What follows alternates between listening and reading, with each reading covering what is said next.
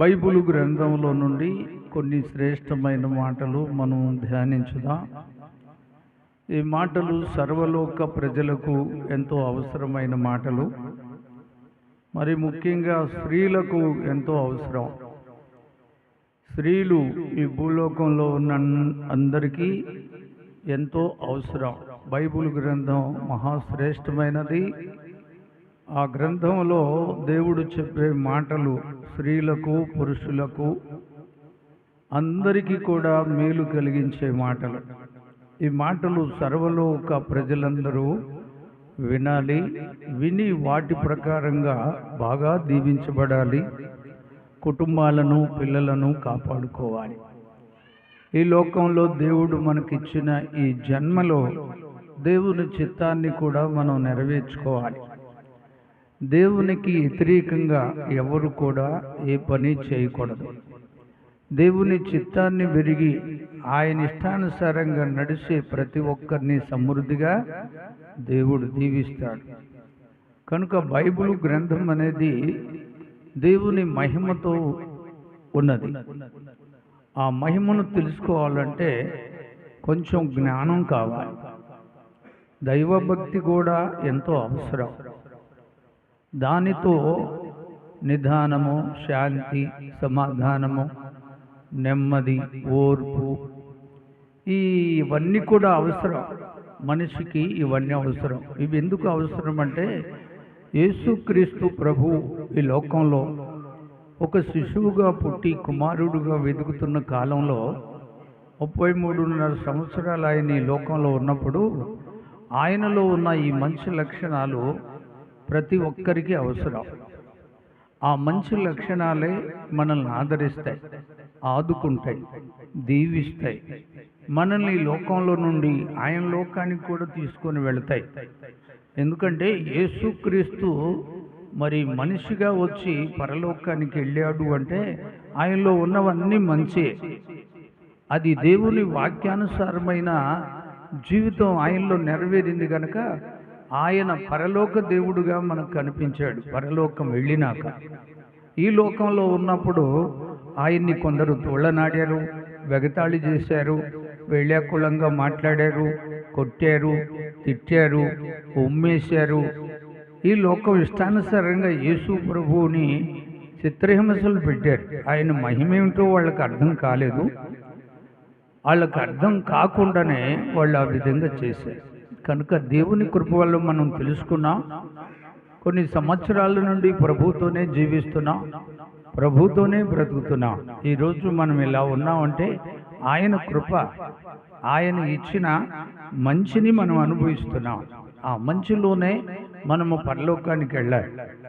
ఆయన లోకంలో ఈ మంచి అక్కడ మనకు ఆస్తిగా దేవుడు ఇస్తాడు.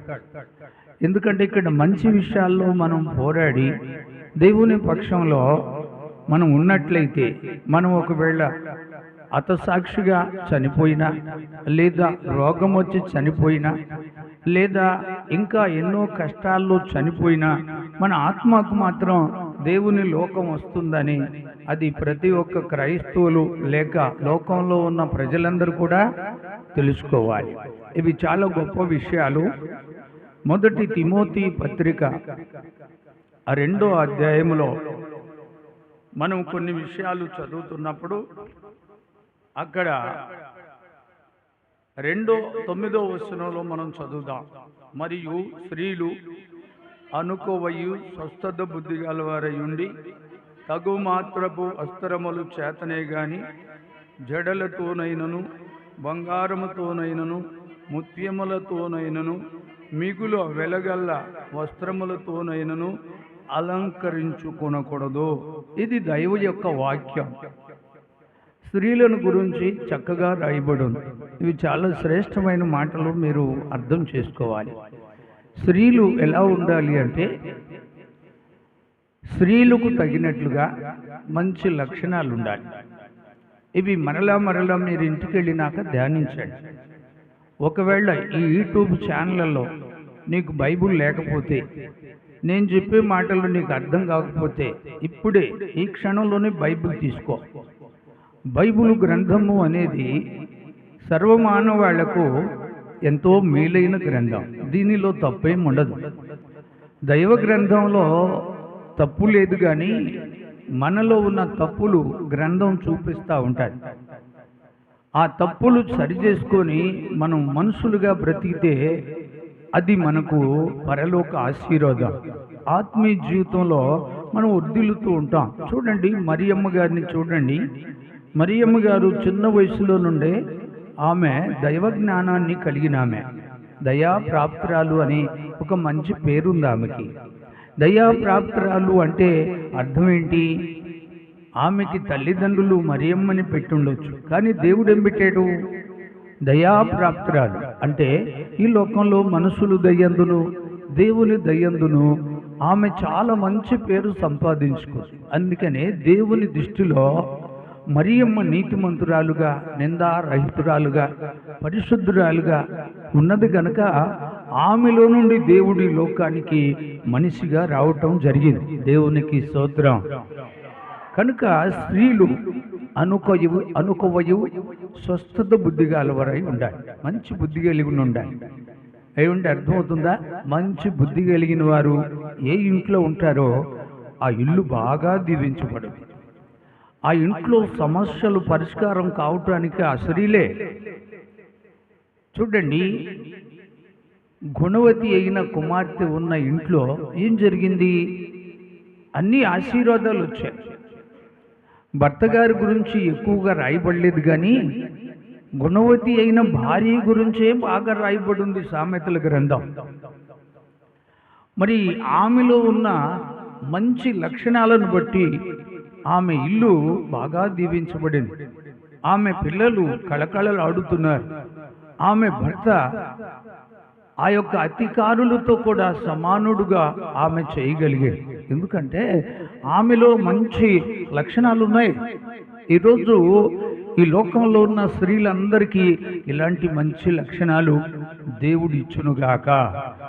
ఎంతమందికి సంతోషంగా ఉంది ఈ మాట? స్త్రీలు ఎంత విలువైన వాళ్ళు, ఎంతో విలువైన వాళ్ళు. అబ్రహాము భార్యని చూడండి, శారా ఎంత అందమైనది. ఆమెలో ఎంత మంచి లక్షణాలు ఉన్నాయి. ఆమె ఎక్కడికి వెళ్ళినా దేవుని మార్గంలో నుండి జయం పొంది వచ్చింది. ఇంకా విశాఖ భార్యని చూడండి, రిబ్కా ఎంత అందమైనది. దేవునికి స్తోత్రం. వింటున్నారండి? ఘనురాలైన స్త్రీ ఉంది బైబిల్లో, ఆమె చాలా మంచి ఆమె. ఆమె చెప్పినట్టు భర్త చేస్తాడు, భర్త చెప్పినట్లు ఆమె కూడా చేస్తాడు. వీళ్ళిద్దరూ ధర్మము, దేవుని యొక్క వాక్యానుసారమైన వెలుగులో వీళ్ళు వెలిగించబడుతున్నారు. వీళ్ళకి ఇంకా సమస్యలు రావు. సమస్యలు రావటానికి వీళ్ళేది. సమస్యలను ఎదుర్కోగలిగిన మంచి లక్షణాలు ఆ ఇంటి యజమానురాల్లో ఉన్నాయి. ఆ ఇంటి యజమానురాలు వల్ల ఆ ఇల్లంతా దీవించబడతా ఉంది. దేవునికి స్తోత్రం. అర్థమవుతుందండి? కనుక మనం అర్థం చేసుకోవాలి, లోకంలో మనం బ్రతకవలసిన బ్రతుకు హృదయ అంతరంగం బాగుండాలి, హృదయంలో ఉన్న మనసు బాగుండాలి. హృదయంలో నుండి వచ్చే ఆలోచనలను దేవుని యొక్క వాక్యపు వెలుగులో అవి దేవునికి మహిమ కలిగేటట్టుగా మనిషి జీవించాలని ఈ భాగంలో దేవుడు తెలియపరుస్తున్నాడు. ఆ తరువాత అక్కడ మనం చదువుతూ ఉన్నప్పుడు స్త్రీలు మౌనంగా ఉండి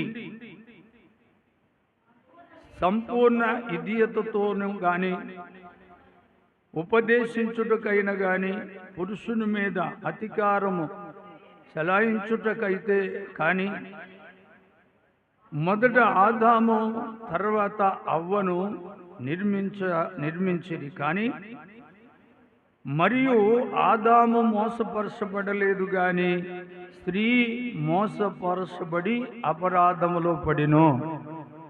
ఇక్కడ చూడండి, సృష్టిలో దేవుడు ఆదామును ఆయన పోలికలో చేసిన తరువాత ఆయనలో నుండి స్త్రీను దేవుడు ఏర్పాటు చేశాడు.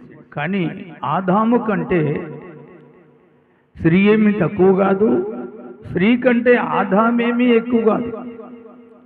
ఆదాము పక్కటి మొక్కలో నుండి స్త్రీని తీసి బహు అందమైనదిగా చేశాడు. వీళ్ళిద్దరూ ఒకరికొకరు తోడు.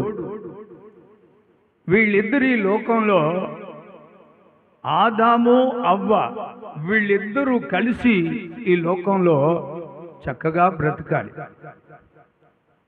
కనుక ఆదాము మోసపరచబడలేదు, కానీ అవ్వ మోసపరచబడింది. అందుకనే ఎందుకో బైబిల్లో ఎక్కువ శాతం దేవుడు స్త్రీలకే చెప్తా ఉంటాడు. అంటే స్త్రీలు మోసపోతున్నారు. స్త్రీలు చాలా చాట్ల మనం చూస్తున్నాం, టీవీలో, చిన్న చెల్లులలో, ఇంకా పోతే రకరకాలుగా పేపర్ ద్వారా, ఈ విధంగా భూలోకంలో చాలామంది స్త్రీలు మోసపోతున్నారు. అలా మోసపోవటం అనేది మంచిది కాదు. మరో సాటి ఉంటుంది మోసపోతున్నారనే మాట. సామెతల గ్రంథం 31వ అధ్యాయము 30వ వచనంలో అందము మోసకరమైనది, సౌందర్యము వ్యర్థమనని దేవుడు రాశాడు. వింటున్నారా అమ్మా? స్త్రీలు బాగా వినాలి. ఈరోజు స్త్రీలకు ఎన్న ప్రమాదాలు జరుగుతున్నాయి. ఎవరిన పిల్లలు చదువుకునే కాడ, ఉద్యోగాలు చేసే కాడ, భార్యాభర్తల మధ్యలో ఎంతోమంది మోసపోతున్నారు. ఎందుకు మోసపోవాలి? దేనికి మోసపోవాలి? నువ్వు మోసపోవటం వల్లనే కదా నీకు శ్రమలు, నీ జీవితంలో నెమ్మది లేదు కదా, శాంతి లేదు కదా. దేవుని యొక్క వాక్యానుసారంగా నీ జీవితాన్ని దేవుని యొక్క వాక్యములో వెలుగులో నువ్వు నడుచుకుంటున్నట్లయితే దేవుడిచ్చే ఆశీర్వాదాలన్నీ నీకు వచ్చాయి కదా. దైవ గ్రంథాన్ని విసర్జించకూడదు. దైవ గ్రంథాన్ని మీరు విసర్జించకూడదు.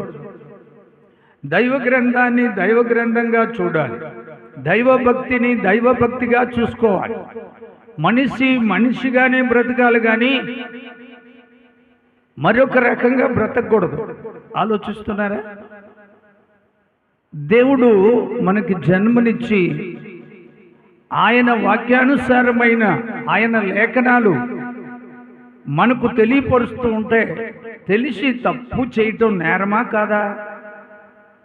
ఏమంటే ఈరోజు యవ్వన పిల్లలు వివాహం చేసుకోవాలంటే ఏం చూస్తున్నారు? వాళ్ళు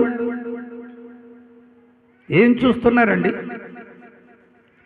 50 సంవత్సరాల క్రితంలో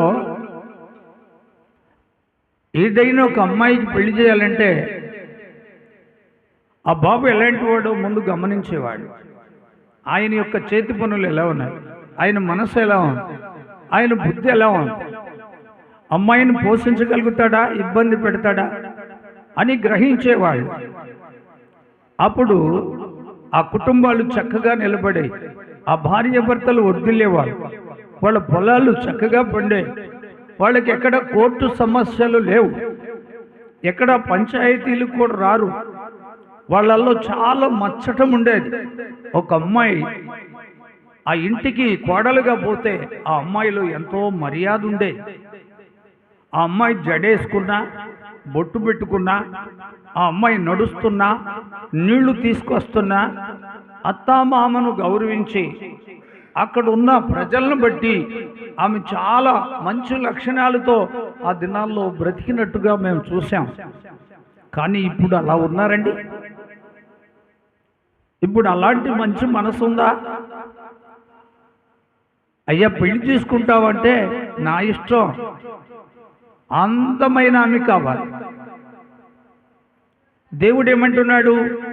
అందం మోసకరం అంటున్నాడు కదా. మరి ఏం కావాలి? లోపల అంతరంగంలో బుద్ధి కావాలి, ఆమె యొక్క మంచి లక్షణాలు కావాలి.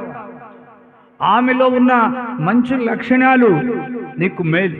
బైబిల్ గ్రంథం అంటాడు, గుణవతి అయిన భార్య దొరుకుట అరుదు, అట్టిది ముత్యముల కంటే అమూల్యమై ఉన్నది. ఆమెలో ఉన్న మంచి లక్షణాలు దేవుని ద్వారా ఆస్తి తీసుకొస్తాయి. ఆశీర్వాదాలు తీసుకొస్తాడు.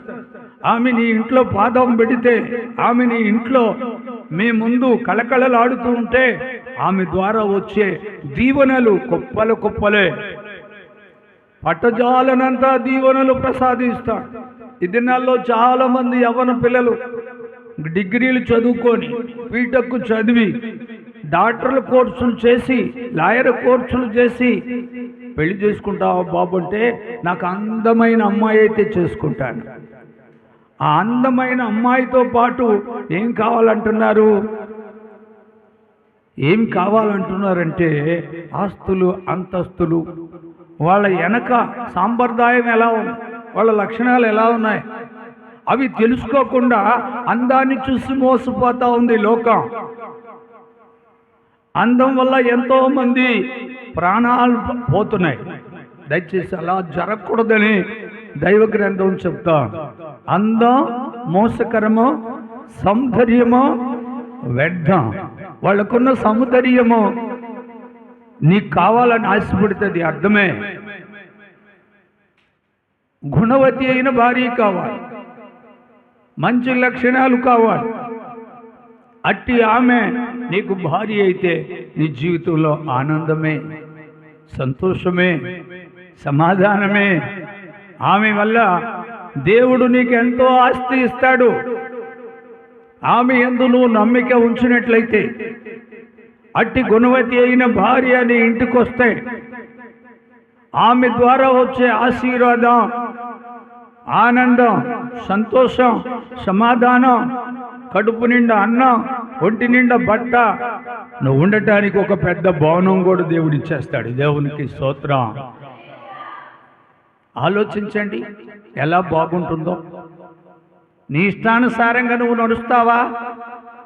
అలాగ నడిస్తే అది ప్రమాదం. అలా నడవకూడదు. లేదు, నీ ఆలోచనతో నీ మాట ప్రకారంగా నడుస్తావా?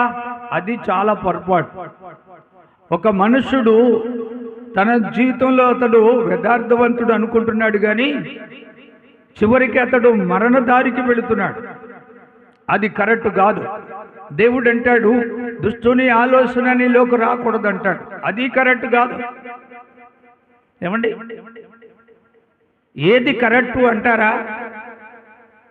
మంచి లక్షణాలతో తగ్గించబడి మనకున్న దానిలో దేవుణ్ణి ఆరాధిస్తూ, దేవుడు మనకిచ్చినది కాపాడుకుంటూ, మనకిచ్చిన విలువలు కాపాడుకుంటూ, మన జీవితాన్ని దేవుని యొక్క వాక్యానుసారంగా చక్కగా నడిపిస్తూ ఉంటే ఆ జీవితంలో ఎన్నో మేలులు ఇస్తాడు దేవుడు. ఏది కొరత ఉండదు. ఆకాశ పక్షులను పోషిస్తున్న దేవుడు నిన్ను, నీ కుటుంబాన్ని సమృద్ధిగా పోషిస్తాడు. నీ జీవితంలో మరుపురాని మేలులు చేస్తాడు. ఇది మీరు గ్రహించాలి.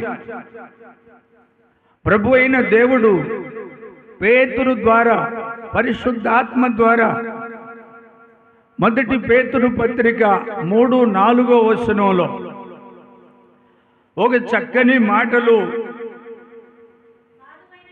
సాధువైనట్టు మృదువైనట్టు గుణమును అక్షయ అలంకరణగా మీ హృదయ అంతరంగము స్వభావము మీకు అలంకారంగా ఉండవలెను. అది దేవుని దృష్టికి మిగులు విలువగలది. దేవునికి ఒకసారి స్తోత్రం చెప్పండి. మిగులు విలువగలదేంటి? మన హృదయ అంతరంగం పరిశుద్ధంగా ఉండాలంట. ఎప్పుడైనా దీని గురించి ఆలోచించారా?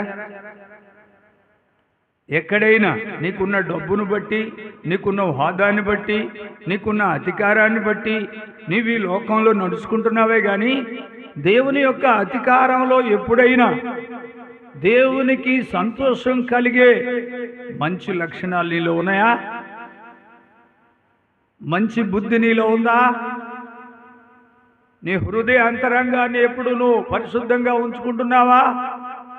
నీవు ఈ లోకంలో మోసపోకుండా ఉండాలంటే హృదయ అంతరంగం అంతా దేవుని వాక్యంతో పరిశుద్ధంగా ఉండాలి. 119వ కీర్తన 9వ వచనంలో యవ్వనస్తులు వారి యొక్క జీవితం, హృదయము, మనస్సు కాపాడబడాలంటే దేవుని యొక్క వాక్యం చేతనే వారు కాపాడబడతారు. వింటున్నారా ప్రియ సోదరి సోదరుడా? భూలోకం ఈరోజు పాడైపోతాం. ఎందుకు? నీ కోరికలు, నీ అందసందాలు,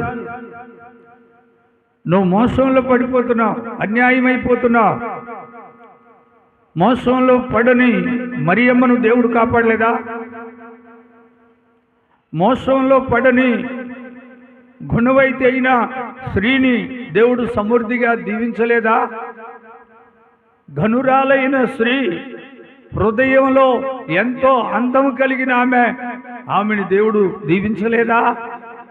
ఎందుకండి స్త్రీలు ఈ దినాల్లో దేవునికి దూరమైపోతున్నారు, మోసంలో పడిపోతున్నారు?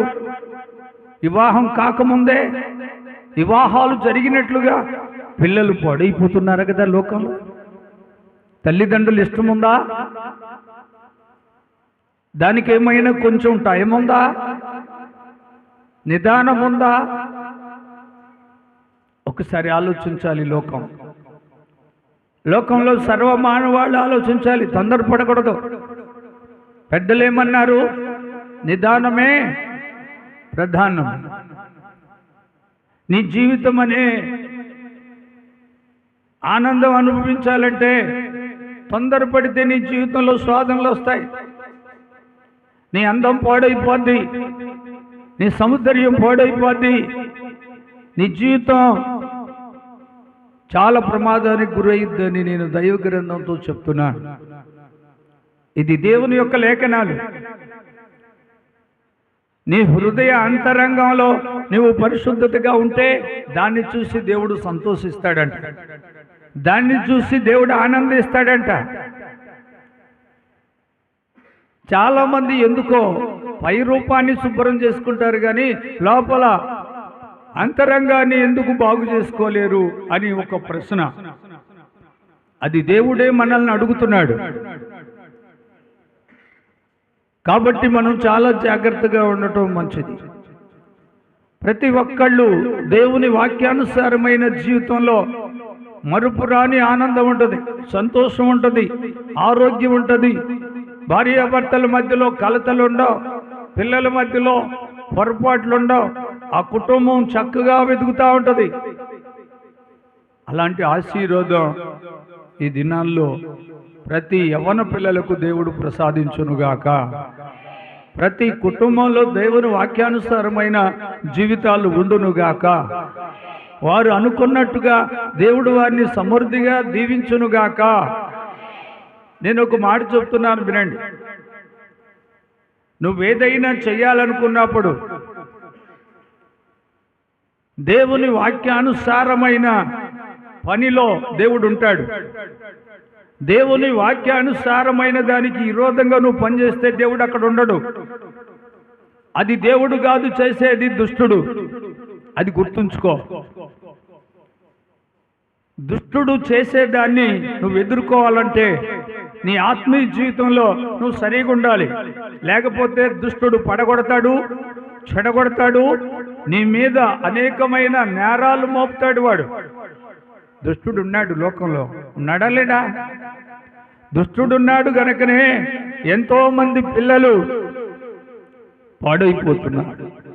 చదువుకునే కాడ, స్కూళ్ళల్లో, పెద్ద పెద్ద హాస్టళ్లలో, వాళ్ళు ఉండే రూములలో లోకం ఎలా ఉందండి? ఎవరినైనా నమ్మే రోజులేనా? దేవుణ్ణి తప్ప ఎవరిని నమ్మకూడదండి. చేతులెత్తి స్తోత్రం చెప్పండి. దేవుడు ఒక్కడేనండి నమ్మకమైన వాడు. దేవుడు అన్యాయం చేయడు, దేవుడు దుర్మార్గం చేయడు. దేవుడు సర్వలోక మానవాళ్లను ప్రేమించి కాపాడుతున్న దేవుడు. ఆయన మాట వింటే నువ్వు కాపాడబడతావు. ఆయన మాట వింటే నీకు మంచి గుణవత్తైన భార్య దొరుకుద్ది. ఆయన మాట వింటే నమ్మకస్తుడైన భర్తతో నువ్వు జీవిస్తావు. ఎవరిని నమ్ముతారండి? కొత్తలోనేమో కొత్త ఒక వింతని, పాత ఒక రోతని, ఈరోజు ఎంతమంది పిల్లలు బలైపోతున్నారు, ఎంతమంది కుటుంబాల్లో శోధన, ఎంతమంది కోర్టుకు వెళుతున్నారు, ఎంతమంది కుటుంబాల్లో సమస్య, నలిగిపోతున్నారే లోకం. ఈ దైవ గ్రంథాన్ని ఎందుకు నువ్వు చదవవు? చెప్పండి, ఈ గ్రంథాన్ని ఎందుకు చదవ? ఈ గ్రంథంలో చెప్పే మాటలన్నీ నీ జీవితం బాగుండాలని కదా, నీ కుటుంబం బాగుండాలని కదా, మీ పిల్లలు వర్ధిల్లాలని కదా. ఏమండి, దేవుడు చెప్పేవి తప్పని నువ్వు అనుకోవద్దు. దేవుడు చెప్పేవన్నీ మంచివే. దేవుడు కొంతమంది ప్రశ్నిస్తారు, స్త్రీలకు ఎందుకు అధికారం లేదు, వాళ్ళు ఎందుకు అలంకరించుకోకూడదు, వాళ్ళు కూడా అందంగా ఉండవచ్చు కదా అని కొందరు ప్రశ్నిస్తూ ఉంటారు. దానికి దేవుడు సమాధానం చెప్తాడు.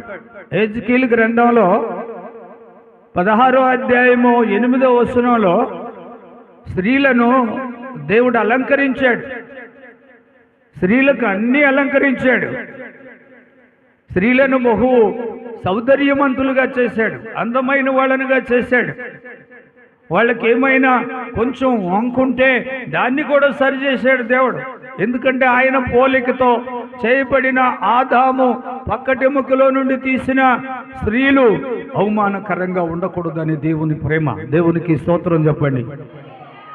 ఆ గ్రంథంలో అన్ని ధరించారు. ధరించిన తర్వాత ఆమె చాలా అలంకారంగా అందమైనదిగా అయిపోయింది. అందమైనదిగా అయిపోయిన తర్వాత ఆమె ఒక పొరపాటు చేసింది.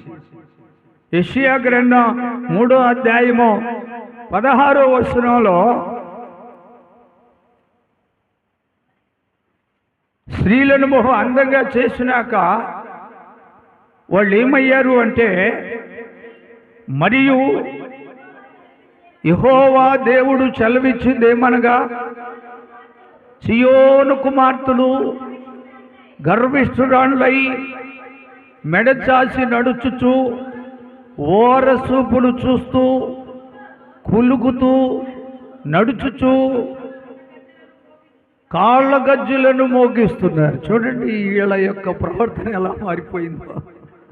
ఏమండి, ఈరోజు మీ ఇంట్లో మీ కుమార్తె ఇవన్నీ అలంకరించుకొని వెళ్తా ఉంటే, ఎందుకమ్మా ఇవన్నీ, నువ్వు వెళ్ళేది స్కూలుకి, లోకం బాగలేదమ్మా, జాగ్రత్తగా వెళ్ళు, ఒక జడేసుకో మచ్చటంగా, ఇవన్నీ ఎందుకు అని ఒక జ్ఞానం గల తండ్రి చెప్తాడు, జ్ఞానము గల తల్లి చెప్పొద్దు.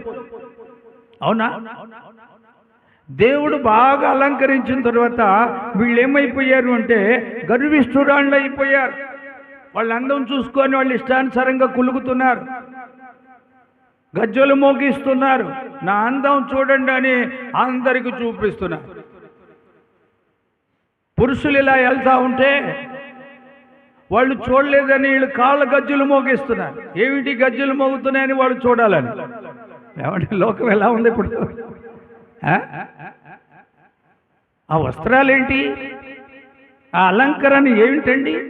అది స్త్రీలకు అవమానమే కానీ వాళ్ళకి ఏమంత ఆశీర్వాదం కాదని బైబిల్ గ్రంథం చెప్తా.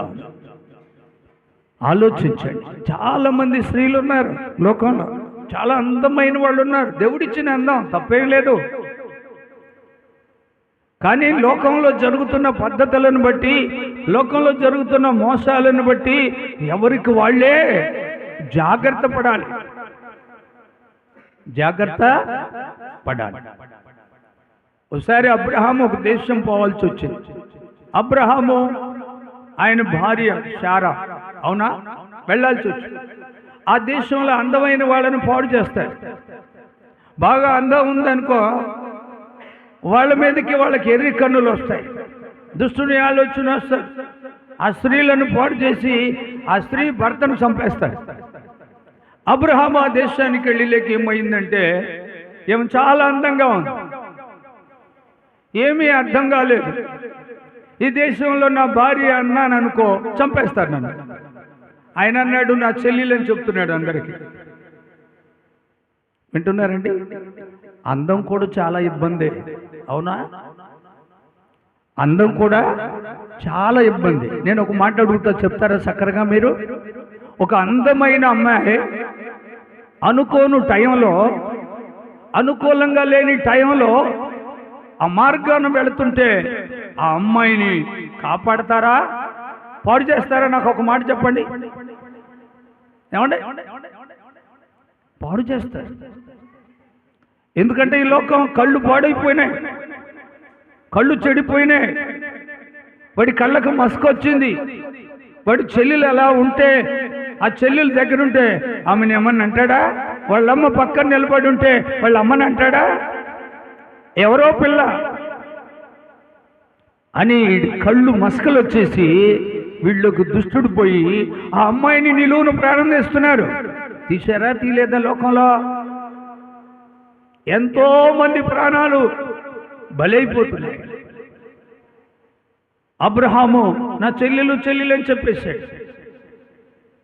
అయినా చెప్పిన ఆ దేశపు రాజు ఊరుకున్నాడా? చాలా అందంగా ఉందని తీసుకెళ్ళాడు, ఇంట్లో పెట్టుకున్నాడు. చూసారండి, చాలా మంది పిల్లల్ని మాయం చేస్తుంది లోకం. నా మాట వినండి. యవ్వన పిల్లలు కాపాడబడాలంటే దేవుని యొక్క వాక్యానుసారంగా దేవుని యందు భయభక్తులు కలిగి దేవుని మార్గంలోనూ చక్కగా నడుస్తుంటే ఏ దుష్టుడు నిన్నేమి చేయలేడు, ఏ విరోధి నిన్ను ఆపలేడు. నువ్వు చదివే చదువులో ప్రయోజకురాలు అవుతావు. నీ చదువులో మంచి ఉద్యోగం వస్తుంది. నీకు తగిన భర్తను దేవుడు సిద్ధపరిచుంచాడు, నీకు తగిన భార్యని సిద్ధపరిచుంచాడు. నువ్వు భయపడాల్సిన పని లేదు. దేవుని మీద ఆధారపడు, మనుషుల మీద ఆధారపడొద్దు. ఇప్పుడు చాలా మంది పెళ్ళిళ్ళ పేరైలు ఉన్నారు. మా నర్సిరెడ్డి గారు కూడా ఒక పేరే. ఇంతకుముందు రోజులలో 100 అబద్ధాలు ఆడి 100 అబద్ధాలు ఆడి ఒక పెళ్లి చేయమంటున్నారు. కాదండి, 100 నిజాలు తెలుసుకొని పెళ్లి చేయాలి, కరెక్ట్గా పెళ్లి చేయాలి. అమ్మాయి జీవితం బాగుపడదు, ఆ బాబు జీవితం బాగుపడదు. ముందు కాలంలో దేవుడు పోషించేది వాళ్ళని, దేవుడు కాపాడేది వాళ్ళని. పెళ్లిళ్ళ పేరైలేం కాపాడలేరు, తల్లిదండ్రులు ఏమి కాపాడలేరు, పెద్ద మనుషులు ఏమి కాపాడలేరు. యవ్వన కాలమందు భార్యని చేసుకున్న భార్యకి భర్త తోడు, భర్తకు భార్య తోడు. వీళ్ళిద్దరే ఈ లోకంలో యేసయ్య మాటలు నెరవేర్చగలిగిన భార్య భర్తలు. దేవునికి స్తోత్రం. ఆ రాజు తీసుకెళ్ళి ఆ చక్కని ఆమెను ఇంట్లో పెట్టాడు. దేవుడు ఒప్పుకుంటాడా? ఎవరు వీళ్ళు? దేవునికి భక్తులు. అబ్రహాము దేవుడికి స్నేహితుడు. అబ్రహాము భార్యకి అన్యాయం జరిగితే దేవునికి ఎంత అవమానం. రాత్రి వేళంతా ఆమెను ముట్టుకోవటానికి ఎవరికి ధైర్యం లేదు. చివరిగా రాజు తెలుసుకున్నాడు, ఎవరు ఫలానా అబ్రహాము చెల్లెలు అంటున్నాడు కదా, ఏమిటి ఈ మాట? అబ్రహాము చెల్లెడా లేకపోతే ఆయన భార్య? విచారిస్తే ఆయన భార్య. క్షమాపణ కోరుకొని తన మనస్సు మార్చుకొని, అయ్యో ఒక భక్తురాలను నేను తీసుకొచ్చి నా ఇంట్లో ఉంచుకున్నాను, నన్ను క్షమించయ్యా అని క్షమాపణ కోరుకొని అబ్రహాము గారి భార్యని ఆయన దగ్గరికి పంపించేశాడు. దేవునికి స్తోత్రం కలుగునుగాక. ఆకాశమందున్న దేవుడు గుడ్డోడు కాదు. నీతిమంతులకు అన్యాయం జరుగుతుంటే చూస్తా ఊరుకోడు దేవుడు. అహంకారులను అణిసివేస్తాడు. జాగ్రత్త, మంచి జోలిపోయావా దేవుడు దహించే అగ్ని. జాగ్రత్త పడాలి లోకం. దేవునికి స్తోత్రం కలుగునుగాక. అర్థమవుతుందండి? నీ కళ్ళు ఉన్నాయని తిరుగుడు కళ్ళతో ఆట చూసావనుకో, ముందు నీ కళ్ళు పోగొట్టేస్తాడు దేవుడు. మంచిగా బుద్ధిగా బ్రతుకు, జ్ఞానంగా బ్రతుకు. దేవుని కుమారుడుగా, దేవుని కుమార్తెగా బ్రతుకు. కుటుంబాల్లో శాంతి వర్ధిల్లుద్ది, సమాధానం వర్ధిల్లుద్ది, దేవాది దేవుడు ఆకాశపు వాకిళ్ళు నిప్పి పట్టజాలంతా దీవెనలు నీ ఇంటికి పంపిస్తాడు దేవుడు. ఏలియాకి మంచి భోజనాలను పంపించిన దేవుడు, దానియేలు సింహాల గృహంలో ఉంటే ఆయన్ని కాపాడిన దేవుడు, మోసే ఎర్ర సముద్రం మధ్యలో శత్రువుల మధ్యలో ప్రాణాపాయంలో ఉంటే దేవుడు అక్కడికి వెళ్ళి ఆ సైన్యాన్ని మోసాన్ని కాపాడిన దేవుడు. అర్థమవుతుందా? అందుకని నీ అలంకరణ హృదయంలో నుండి రావాలి. మత్తయి సువార్త 5వ అధ్యాయం 3వ వచనంలో యేసు ప్రభు కొండ మీద కూర్చొని ఆత్మ విషయంలో దీనులైన వారు ధన్యులు, వారికి పరలోక రాజ్యం ఇస్తానన్నాడు. గట్టిగా చెప్పండి, కూడా చెప్పండి. పరలోక రాజ్యాన్ని ఇస్తానన్నాడు. నేను చెప్పిన ఈ లేఖనాల్లో ఏదైనా పొరపాటు ఉంటే నాతో మాట్లాడు. దేవాతి దేవుడు స్త్రీలను బహు గౌరవించాడు. స్త్రీలు ఆ గౌరవార్థాన్ని కాపాడుకోలేదు, అపరాధంలో పడిపోయారు, మోసంలో పడిపోయారు. దేవుడు అయ్యో ఈ స్త్రీలు ఇలా పడిపోతున్నారు అని ఆయన బాధపడుతున్నాడు. ఇప్పుడు కూడా నువ్వు మోసపోయి ఆ దుష్టుని చేతిలో నలిగిపోతూ నీ జీవితంలో ఇసుకి నువ్వు ఉరేసుకోవాలంటే దేవునికి బాధ కదా. దేవుడు ఏడవడా? ఏవండి, దయచేసి ఇప్పుడుకైనా ఆ మోసాన్ని తెలుసుకో. ఆ అందంలో ఉన్న మోసాన్ని, ఆ సౌందర్యంలో ఉన్న వ్యర్థాన్ని నీవు తెలుసుకోకపోతే అనేకమైన దెబ్బలు తగులుతాయి. అనేక మంది దుష్టులు పొంచి ఉన్నారు. వాళ్ళ చేతిలో నీ జీవితం నలిగిపోద్ది, వాళ్ళ చేతిలో నీ జీవితం పాడైపోద్ది. జాగ్రత్త అని దేవుడు హెచ్చరిస్తున్న మాటలు నేను ముగింపులో చెబుతున్నాను. నీ హృదయ అంతరంగం ఎప్పుడు అలంకారంగా ఉంటే అది దేవుడు మెచ్చుకుంటాడు. శారాలో బహు అందమైన పుటక, అందమైన రూపం, ఆమెలో ఉన్న ఆ మంచి లక్షణాలు వీటిని మించినవి. అందుకే దేవుడి ద్వారా కాపాడబడింది. ఈరోజు ఒక అందమైన అమ్మాయి ఒక దుష్టుడు తీసుకెళ్తే ఆమెని మరలా పంపిస్తాడా? నువ్వు వెళ్ళమ్మా ఏం పర్లేదని అంటాడా? ఆ అమ్మాయి జీవితాన్ని నాశనం చేస్తాడు వాడు.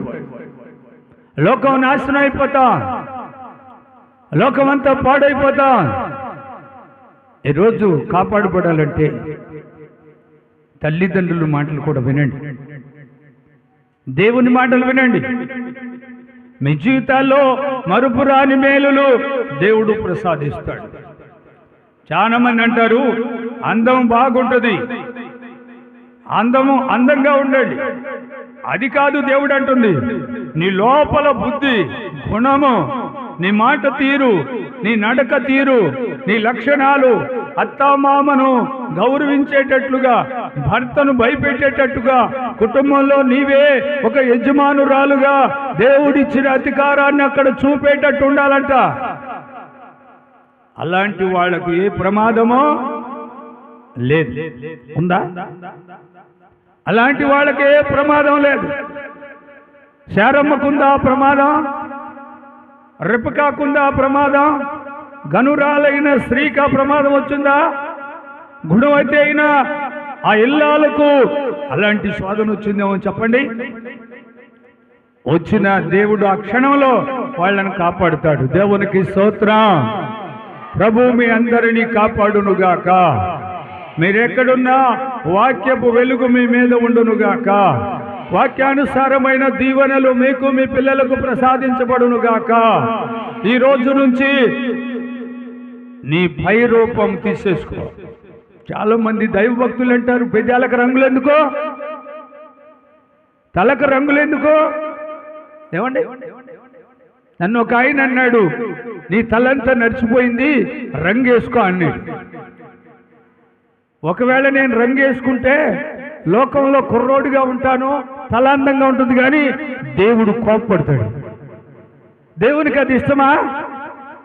ఏమండి షావుకులారా, చాలా మంది ఎందుకు అన్ని పై వేసేస్తారు, పయ్యేశాలు వేసిన దైవ సేవకులు ఎక్కడ నిలిచారు? అపోస్తులలో ఏ యేసు ఉంది? ఏలియా, ఎలీషా, యెహోషువ, మోషే, వీళ్ళందరిలో ఏ యేసు ఉంది? దైవభక్తి అనే యేసు ఉంది వాళ్ళకి. దేవునికి స్తోత్రం కలుగును గాక. మరి ఎందుకండి 90 సంవత్సరాలు వచ్చినా నువ్వు కుర్రోళ్ళలాగా ఉంటున్నావు? బైబుల్ దగ్గర ఉండటానికి నీకు అధికారం ఉందా? బైబుల్ గ్రంథాన్ని ధ్యానించడానికి అధికారం ఉందా? ఆయన యొక్క లేఖనాలు బోధించడానికి నీకు ఎక్కడుంది అధికారం? నువ్వే మోసగాడివైతే ఆ ఒరిజినల్ దేవుని యొక్క జీవము కలిగిన గ్రంథాన్ని ప్రజలకు బోధించడానికి అధికారం ఎవరిచ్చారు నీకు? ఎవరిచ్చారు? నువ్వు దైవ గ్రంథానికి సరిపోయిన అలంకారణతో మైకులో మాట్లాడు, బైబుల్ గ్రంథాన్ని చదువు, అది దేవునికి ఇష్టం. నీ ఏషాలు, నీ మోసాలు దేవుడు శిక్షించే రోజు దగ్గర పడ్డది. జాగ్రత్తగా ఉండండి. ప్రతి మనిషి హృదయ అంతరంగంలో అలంకరణతో సిద్ధపడి దేవుడిచ్చే పరలోకానికి వెళ్ళాలి. ఈ లోకంలో నీ అందసందాలు నిన్ను మోసం చేస్తున్నాయి. నీ హృదయ అంతరంగం అందం పరలోకాన్ని దేవుడు ప్రసాదిస్తుంది. దేవునికి స్తోత్రం కలుగును గాక. నా మీద చాలా మంది కోప్పడతారు. కోప్పడితే నాకే, నేను దేవుని మాటలు చెబుతున్నా. నీ పై అన్నం వల్ల నువ్వు నాశనం అయిపోతున్నావు.